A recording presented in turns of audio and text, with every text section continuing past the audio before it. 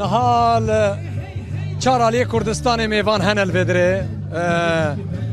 و پیامن یکیتیا گل کردستان چند روزه هم دادن لبدره جی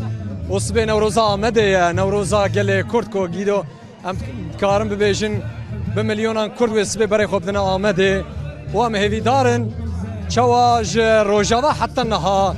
لهر چهار پرچه کردستان لاوروپا دیاسپورا دناف کرد دا هستن یکیتیه ولات پارێزیە دەرکەتیە پێش ئەو نەورۆزا 2026 ji bo azadiya gelê Kurd ji bo statûya gelê Kurd gelê Kurdistanê û yekîtî hevgirtiya gelê Kurd bibe sedemekî xweş ji bo aşîtiya gelê Kurd û pêşeroja gelê Kurd. Rojhilatê Kurdistanê di rewşeke gelek taybet de derbas dibe di vê Newrozê de. Derbarê Rojhilatê Kurdistanê dixwazî çi bibêjî? Em taybetî jî Newroza gelê xwe Rojhilatê Kurdistanê em pîroz dikin li vê derê li Amedê li Bakurê Kurdistanê û em dibêjin ji gelê xwe başûrê Rojhilatê Kurdistanê ra em wek 6 milyon Kurd hertim çawa em li derdora Rojavayê Kurdistanê em bûn wek yek xelekî em ê ji bo pêşeroja xedera Rojhilatê Kurdistanê jî em ê bibine yek û em ê sibê peyamên yên piştgirî û piştevaniyê xwe jî bidin gelê xwe Rojhilatê Kurdistanê Newroza wan ji niha da pîroz be serkeftin be û em hêvîdarin wê rojhilat demekî nêzik da bi yekî bin bi temel û bingeha yekîtî û hevgirtiyê wê rizgar bibe û azad bibit. Wan şibûn Kobaniyê demekî nêz de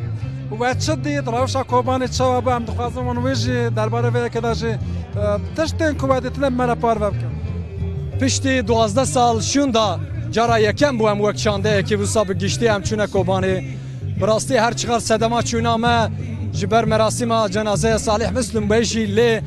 dîtina gelê me yên Kobanê yên ji heyet şandeyekî ji Bakur û yê we o peyamê me yekîtiyê li wê derê gelek moralekî bilind ji nav gelê me Rojava û taybetî jî Kobanê bilind bû û em hêvîdarin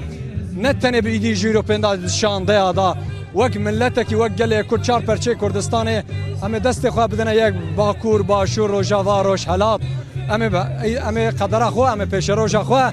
bi tekoşînê bi xebatê û bi ser welatê xwe bi jiyanekî azad û birûmet em ê bijîn. Peyamê me yê